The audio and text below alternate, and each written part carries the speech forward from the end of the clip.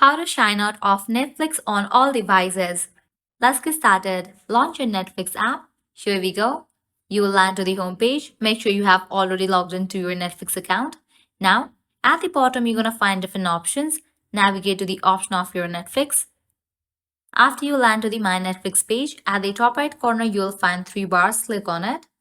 Different options will appear. Click on the option of account. With that, you'll land to the settings page.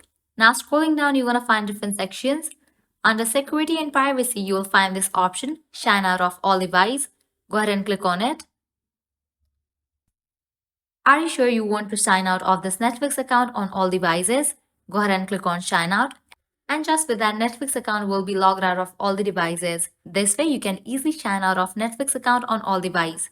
At the end, if you guys find this video helpful, don't forget to like, share, and subscribe to our channel. Thanks for watching.